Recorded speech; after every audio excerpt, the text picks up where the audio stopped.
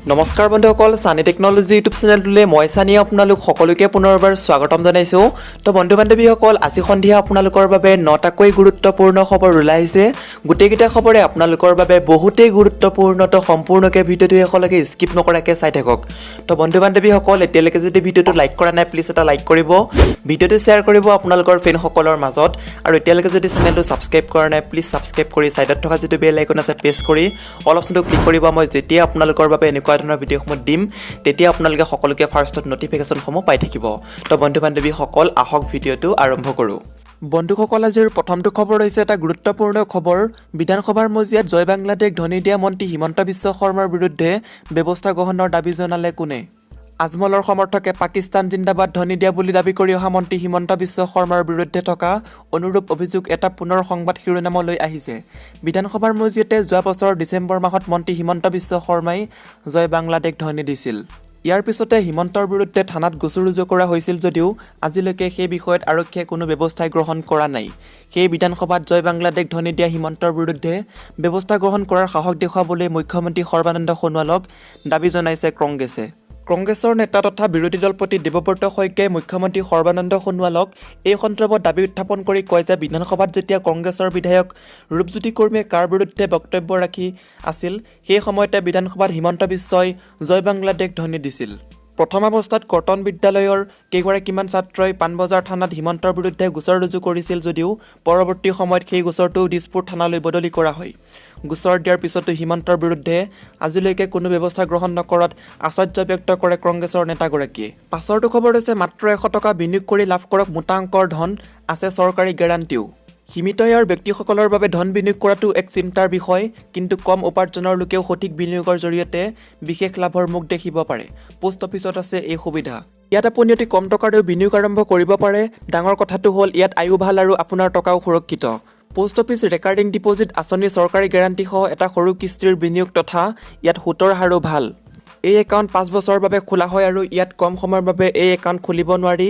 India পোষ্টৰ website মতে RD আঁচনিত 5.8% হাৰত সুত পোৱা যায়। 2020ৰ 1 এপ্ৰিলৰ পৰা এই সুতৰ হাৰ বলবৎ হৈছে। এই আঁচনিত আপুনি নিম্নতম মাহত 100 টকা বিনিয়োগ কৰিব পাৰে। আনহাতে যিকোনো ব্যক্তিয়ে তেওঁৰ নামত RD একাউণ্ট খুলিব পাৰে। এই একাউণ্ট পৰিয়াল বা প্ৰতিষ্ঠানৰ নামত খুলিব নোৱাৰি। অৱশ্যে দুজন প্ৰাপ্তবয়স্ক ব্যক্তিয়ে মিলি এটা যৌথ RD একাউণ্ট খুলিব পাৰে। সেইদৰে নিৰ্ধাৰিত তাৰিখৰ ভিতৰত কিস্তি জমা নকৰিলে 1% টকা জৰিমনা ভৰিব লাগিব। তদুপৰি একেৰাহে 4টা কিস্তি জমা নথলে একাউণ্টটো বন্ধ হৈ যাব। অৱশ্যে একাউণ্ট বন্ধ হৈ যোৱাৰ পাছত পৰৱৰ্তী 2 মাহৰ ভিতৰত ইয়াক সক্ৰিয় কৰিব পৰা যায়। পাছৰটো খবৰ হৈছে অভিনন্দন আঁচনিৰ হিতাধিকাৰী শিক্ষাৰ্থীলৈ অনুমোদন পত্ৰ প্ৰদান কৰিলে মুখ্যমন্ত্ৰী সৰ্বানন্দ সোণোৱালে। মুখ্যমন্ত্ৰী সৰ্বানন্দ সোণোৱালে আজি ৰাজ্য চৰকাৰৰ বিত্ত বিভাগৰ দ্বাৰা আমিনগাঁৱৰ নুমলী জলাহ পেৰেড গ্ৰাউণ্ডত আয়োজিত এক অনুষ্ঠানত অভিনন্দন আঁচনিৰ অধীনত শিক্ষাখণ্ডৰ ৰাজসাহায্যৰ বাবে মঞ্জুৰ কৰা হিতাধিকাৰীসকললৈ আনুষ্ঠানিকভাৱে অনুমোদন পত্ৰ প্ৰদান কৰে। উল্লেখ্য যে এই আঁচনিৰ অধীনত শৈক্ষিক গ্ৰহণ কৰা শিক্ষাৰ্থীসকললৈ 50,000 টকা পৰ্যন্ত এককালীন ৰাজসাহায্য প্ৰদানৰ ব্যৱস্থা লোৱা হৈছে। আঁচনিখনৰ অধীনত 2019 বৰ্ষৰ ডিচেম্বৰ পৰ্যন্ত 1,545 গৰাকী শিক্ষাৰ্থীয়ে এই ৰাজসাহায্য লাভ কৰাৰ উপৰি আজি 4,507 গৰাকী শিক্ষাৰ্থীলৈ এই ৰাজসাহায্যৰ পুঁজি তেওঁলোকৰ খন একাউণ্টলৈ প্ৰত্যক্ষভাৱে হস্তান্তৰ কৰা হয়। এই আঁচনিখনৰ অধীনত এতিয়ালৈকে সৰ্বমুঠ 6,052 গৰাকী শৈক্ষিক ক্ষণ লাভ কৰা শিক্ষাৰ্থী উপকৃত হৈছে। আজি এই প্ৰক্ৰিয়াৰ জৰিয়তে সৰ্বমুঠ 22 কোটি টকা শিক্ষাৰ্থীসকলৰ 9 একাউণ্টলৈ হস্তান্তৰিত হ'ব। অনুষ্ঠানত বক্তব্য প্ৰদান কৰি মুখ্যমন্ত্ৰী সৰ্বানন্দ সোণোৱালে কয় যে অভিনন্দন তথা অন্যান্য বহুসংখ্যক আঁচনিৰ জৰিয়তে বৰ্তমানৰ ৰাজ্য চৰকাৰখনে ছাত্ৰ ছাত্ৰীসকললৈ আন্তৰিকতাৰে সহযোগিতা আগবঢ়াইছে। সেয়েহে ছাত্ৰ ছাত্ৰীসকলে চৰকাৰে প্ৰদান কৰা এই সা সুবিধাৰ সৎব্যৱহাৰ কৰি নিজকে দক্ষযোগ্য মানৱ সম্পদ হিচাপে ৰাষ্ট্ৰৰ লগতে বিশ্বৰ বুকুত উজ্বলি উঠিব লাগিব। 2016 চনত বৰ্তমানৰ বিজেপি নেতৃত্বাধীন ৰাজ্য চৰকাৰখনে শাসনভাৰ লোৱাৰে পৰা শিক্ষা তথা বিত্ত বিভাগৰ দায়িত্বত থকা মন্ত্ৰী ডক্টৰ হিমন্ত বিশ্ব শৰ্মাই ছাত্ৰ ছাত্ৰীসকলৰ বাবে বহুসংখ্যক ফলপ্ৰসূ আঁচনি গ্ৰহণ কৰিছে বুলি উল্লেখ কৰি বৰ্তমানলৈকে বিভিন্ন আঁচনিৰ অধীনত ৰাজ্যখনৰ 52 লাখ ছাত্ৰ ছাত্ৰী উপকৃত হৈছে বুলিও তেওঁ কয়। অসমৰ নৱপ্ৰজন্মৰ স্বাৰ্থ সুৰক্ষিতকৰণৰ বাবে বৰ্তমানৰ চৰকাৰে ৰাজ্যখনত নতুনকৈ 8খন চিকিৎসা মহাবিদ্যালয় নিৰ্মাণৰ পদক্ষেপ, 9খন অভিযান্ত্ৰিক মহাবিদ্যালয় নিৰ্মাণৰ পদক্ষেপ, 32খন পলিটেকনিক মঙলদৈত স্কিল ইউনিভাৰ্চিটি, মাজুলী সাংস্কৃতিক বিদ্যালয়, চাবুৱাত জিত্ৰী অনিৰুদ্ধদেৱ ক্ৰীড়া বিশ্ববিদ্যালয়, চাংখাৰীত সৰ্বভাৰতীয় আয়ুৰ্বিজ্ঞান প্ৰতিষ্ঠান, গোগামুখত ভাৰতীয় কৃষি গৱেষণা কেন্দ্ৰৰ প্ৰতিষ্ঠান, যোৰহাটত নেশ্যনেল ইনষ্টিটিউট অৱ ডিজাইন ইত্যাদিৰ লেখীয়া বলিষ্ঠ পদক্ষেপ গ্ৰহণ কৰিছে বুলিও মুখ্যমন্ত্ৰীয়ে লগতে কয়। ভাষণ প্ৰসংগত মন্ত্ৰীগৰাকীয়ে বৰ্তমানৰ ৰাজ্য চৰকাৰখনে বিনামূলীয়া নামভৰ্তি, বিনামূলীয়া পাঠ্যপুথি যোগান ইত্যাদিৰ দৰে লোৱা পদক্ষেপৰ প্ৰতিশ্ৰুতিত বহু দুখীয়া পৰিয়ালৰ ছাত্ৰ-ছাত্ৰীয়ে নিজৰ শৈক্ষিক প্ৰতীক্ষা পূৰণ কৰিবলৈ সক্ষম হৈছে বুলি কয়। ভাষণ প্ৰসংগত তেওঁ এই বছৰ স্নাতকোত্তৰ আৰু স্নাতক শ্ৰেণীৰ ছাত্ৰ-ছাত্ৰীসকলক পাঠ্যপুথি ক্ৰয়ৰ বাবে তেওঁলোকৰ বেংক একাউণ্টলৈ প্ৰত্যক্ষভাৱে ক্ৰমে ২,০০০ আৰু ১,৫০০ টকা হস্তান্তৰ কৰাৰ বাবে চৰকাৰে পদক্ষেপ লৈ আছে বুলিও কয়। তদুপৰি বিগত বৰ্ষত আৰম্ভ কৰা ছাত্ৰাবাস আৰু সভাতৃ নিবাসত থকা ছাত্ৰ-ছাত্ৰীলৈ মেছ ডিউজ প্ৰদানৰ ধন বৰ্তমানৰ ৭৫০ টকাৰ পৰা ১,০০০ টকালৈ বৃদ্ধি কৰাৰ বাবে চৰকাৰে পদক্ষেপ লৈ আছে বুলি তেওঁ কয়। ক'ভিড-19ৰ এই জটিল সময়তো হাইস্কুল শিক্ষান্ত পৰীক্ষাৰ ফলাফল ঘোষণাৰ দুমাহৰ ভিতৰতে লেপটপ ক্ৰয়ৰ বাবে মেধাৱী ছাত্ৰ-ছাত্ৰীসকললৈ প্ৰত্যক্ষ হস্তান্তৰৰ জৰিয়তে ২০,০০০ টকাকৈ আগবঢ়োৱা হৈছে বুলি উল্লেখ কৰি এই বছৰৰ ডিচেম্বৰ মাহত উচ্চতৰ মাধ্যমিক পৰীক্ষাত প্ৰথম স্থান লাভ কৰা ছাত্ৰীসকললৈ একোখনকৈ স্কুটি প্ৰদান কৰা হ'ব বুলিও তেওঁ কয়। বৰ্তমানৰ চৰকাৰৰ কাৰ্যকালত উচ্চ শিক্ষাৰ বহুতো প্ৰতিষ্ঠান গঢ়ি উঠিছে বুলি উল্লেখ কৰি ২০০৬ চনত ৰাজ্যখনৰ মাত্ৰ ৩৫০খন চিকিৎসা বিজ্ঞানৰ আসন বৰ্তমানৰ চৰকাৰৰ দিনত ১,০০০খনকৈ বৃদ্ধি হৈছে বুলিও তেওঁ কয়।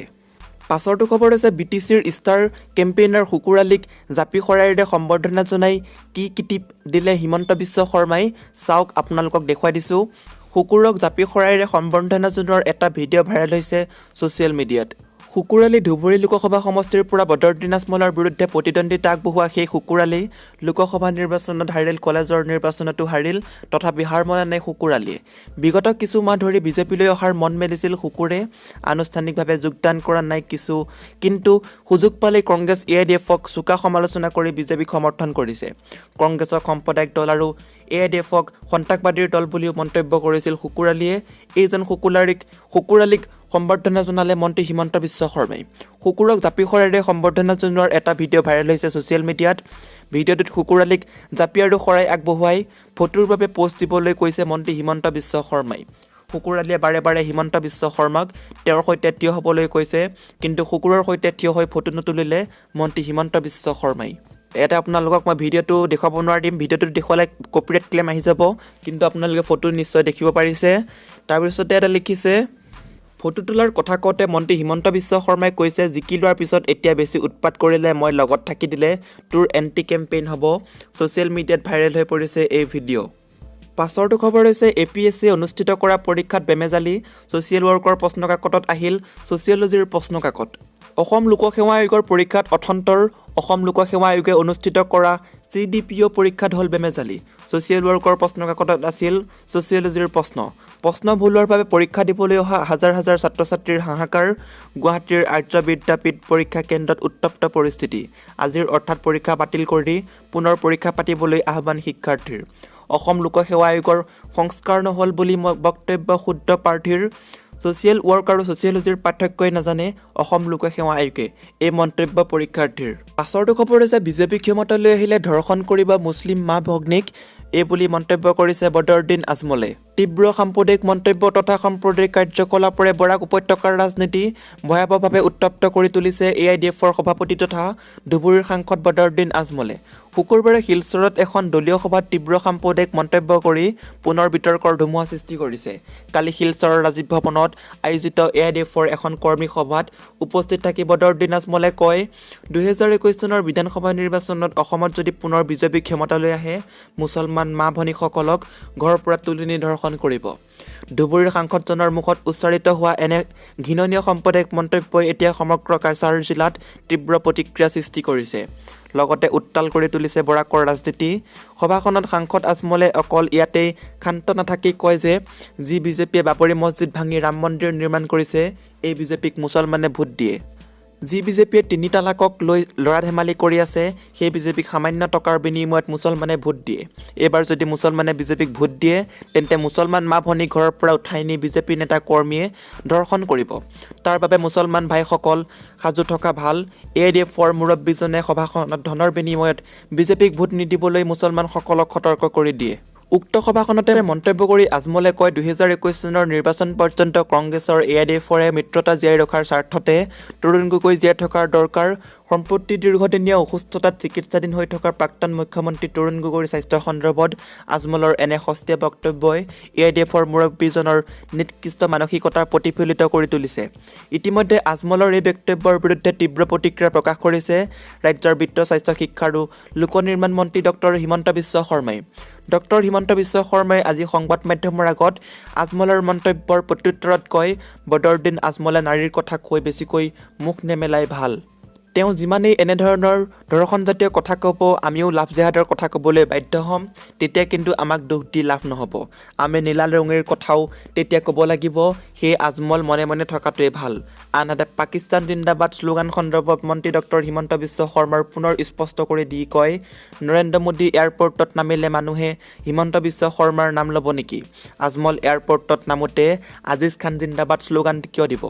এইবোৰ অপ্ৰাসংগিক কথা। মই পাকিস্তান জিন্দাবাদ বুলি কোৱা নিজে শুনিছোঁ কাৰণে পোষ্ট দিছোঁ। ফেচবুকে কি কৰিছে মই চোৱা নাই। পাকিস্তান জিন্দাবাদ কোৱা শ্লোগানৰ ফৰেনচিক পৰীক্ষা কৰাৰ ব্যৱস্থা কৰা হ'ব। লগতে মন্ত্ৰী হিমন্ত বিশ্ব শৰ্মাই আজিজ খানে পাকিস্তানৰ লগতে মিলাই কিয় নিজৰ নাম ৰাখে বুলিও প্ৰশ্ন উত্থাপন কৰে। ইফালে বিজেপিৰ সভাপতি ৰঞ্জিত দাসে আজমলৰ সাম্প্ৰদায়িক মন্তব্যৰ সন্দৰ্ভত সংবাদ মাধ্যমৰ আগত কয়, বদৰুদ্দিন আজমলৰ এই মন্তব্য মই যথেষ্ট কম বুলি ভাবিছোঁ। আগন্তুক দিনত ইয়াতকৈ ভয়াৱহ মন্তব্য আগবঢ়াব আজমলে। তেওঁলোকৰ সেয়াই হৈছে ৰাজনীতি। ক্ষমতা দখলৰ বাবে নিকৃষ্টতম মন্তব্য কৰিবও কুণ্ঠাবোধ নকৰে আজমলৰ দৰে ৰাজনীতিকে। অসমৰ ৰাইজে এনে ৰাজনীতিকৰ চৰিত্ৰ ইতিমধ্যে বুজি উঠিছে। উল্লেখ্য যে কংগ্ৰেছৰ মিত্ৰতাৰ জৰিয়তে মহাজোঁট গঠন প্ৰক্ৰিয়া চলি থকাৰ সময়তে আজমলৰ বৰাক উপত্যকাৰ ভ্ৰমণ যথেষ্ট তাৎপৰ্যপূৰ্ণ বিবেচিত হৈছে। এই মহাজোঁটৰ জৰিয়তে কংগ্ৰেছ আৰু AIDFে যে ৰাজ্যৰ ৰাজনীতিত সাম্প্ৰদায়িকতাৰ ভয়াৱহ পৰিৱেশ ৰচনা কৰিব, সেয়া আজমলৰ বৰাক উপত্যকাৰ ভ্ৰমণৰ সময়তে স্পষ্ট হৈ পৰিছে। পাছৰটো খবৰ হৈছে বিমুদ্ৰাকৰণে সম্পূৰ্ণ কৰিলে 4টা বছৰ। বেংকৰ সন্মুখত শাৰী পাতি থকাৰ কথা পুনৰ মনত পৰি গ'ল। আজি 8 নৱেম্বৰ আৰু বিমুদ্ৰাকৰণে আজি 4টা বছৰ সম্পূৰ্ণ কৰিলে। বিমুদ্ৰাকৰণৰ কথা ঘোষণা কৰাৰ পাছত যদিও মোদী চৰকাৰে সেই সিদ্ধান্তই দেশত ক'লাধন শেষ কৰাৰ পৰা আৰম্ভ কৰি সন্ত্ৰাসবাদীৰ কাৰ্যকলাপ হ্ৰাস কৰিব বুলি দাবী কৰিছিল, কিন্তু শেষত সেই কথা ভুল প্ৰমাণিত হৈছিল। বিমুদ্ৰাকৰণৰ পাছতেই 99.30%তকৈ অধিক 500 আৰু 1000 টকীয়া নোট পুনৰ বেংকলৈ ঘূৰি আহিছিল।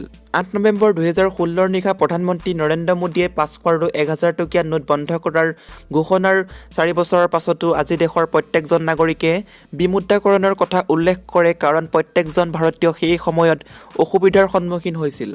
যদিও চৰকাৰে সেই সময়ত নতুনকৈ 200, 500 আৰু 2000 টকাৰ নোট জাৰি কৰিছিল, কিন্তু সেই নোট 130 কোটি ভাৰতীয়ৰ বাবে যথেষ্ট নাছিল। মোদী চৰকাৰে ঘোষণা কৰা বিমুদ্ৰাকৰণ কথা আজিও বহু নাগৰিকে পাহৰিব পৰা নাই, কাৰণ বিমুদ্ৰাকৰণৰ ঘোষণাৰ পাছতেই দেশত থকা লঘু উদ্যোগসমূহে সৰ্বাধিক লোকচানৰ সন্মুখীন হৈছিল। তাৰ কাৰণ আছিল যে সেই উদ্যোগসমূহ নগদ টকাৰ ওপৰত চলি আছিল আৰু নগদ টকা বন্ধ হোৱাৰ পাছতেই সেই উদ্যোগসমূহত ব্যৱসায়ীসকলে বন্ধ কৰিবলৈ বাধ্য হৈছিল। ফলত কোম্পানীসমূহত কাম কৰা বহু লোকে চাকৰি হেৰুৱাইছিল। মোদী চৰকাৰে হঠাৎ গ্ৰহণ কৰা এই সিদ্ধান্তৰ পাছত দেশত 100তকৈও অধিক লোকৰ মৃত্যু হৈছিল। বেংকত শাৰী থিয় হৈ থকাৰ ফলতো বহুকেইজন লোকৰ মৃত্যু হৈছিল। কিন্তু বহু বিশেষজ্ঞই বিমুদ্ৰাকৰণ ফেইল হোৱা বুলি কোৱাৰ পাছতো চৰকাৰে দাবী কৰে যে বিমুদ্ৰাকৰণৰ পাছতে দেশত নগদ টকাৰ লেনদেন হ্ৰাস পাইছে আৰু ভাৰতীয়ই অনলাইন লেনদেনত অধিক গুৰুত্ব প্ৰদান কৰিছে। আৰু আজিৰ শেহতীয়া খবৰটো হৈছে হাগ্ৰামাৰ চিলিণ্ডাৰত গেছ নাই। পৰিত্যক্ত চিলিণ্ডাৰত পৰিণত হৈছে BPF বিত্তীয়ৰ পৰিষদ দখলৰ পিছতেই দুৰ্নীতিৰ তদন্ত কৰিব বিজেপিয়ে। BTCত বিগত দিনত ভয়াৱহ দুৰ্নীতি সংঘটিত হৈছে। BTRত পৰিষদ গঠন কৰিয়েই এই দুৰ্নীতিৰ তদন্ত কৰিব বিজেপিয়ে। নিউজ 18ক এই কথা জনাই বিজেপি বিধায়ক ডক্টৰ নুমল মমিয়ে। এই দল BPFকো কঠোৰ ভাষাৰে সমালোচনা কৰে। বিজেপি নেতাগৰাকীয়ে BPFৰ অক্সিজেন লৈ বিজেপি চৰকাৰ বৰ্তি আছে বুলি শনিবাৰে মন্তব্য আগবঢ়াইছিল BPF মুৰব্বী হাগ্ৰামা মহিলাৰীয়ে। হাগ্ৰামাৰ তেনে মন্তব্যক উভতি ধৰি বিজেপি নেতাজনে কয়, অক্সিজেনবিহীন চিলিণ্ডাৰত পৰিণত হৈছে হাগ্ৰামা মহিলাৰ BPF দল। হাগ্ৰামাৰ চিলিণ্ডাৰত গেছেই নাই, নুমল মমিনৰ লগতে BTRত বিজেপিয়ে পৰিষদ গঠন কৰাৰ পিছতে সংঘটিত হোৱা 1000 কোটিৰ কেলেংকাৰীৰ তদন্ত হ'ব বুলিও জানিবলৈ দিয়ে। বন্ধু বান্ধৱীসকল, আজিৰ এই ভিডিঅ'টোৰ মাধ্যমেৰে আপোনালোকক বহুকেইটা গুৰুত্বপূৰ্ণ খবৰ দিব চেষ্টা কৰিলোঁ। যদি খবৰকেইটা শুনি ভাল লাগিছে লাইক কৰিব, শ্বেয়াৰ কৰিব আৰু এনেকুৱা ধৰণৰ ভিডিঅ' পাই থাকিবলৈ চেনেলটো ছাবস্ক্ৰাইব কৰিব। আজিলৈ বাই বাই, জয় আই অসম।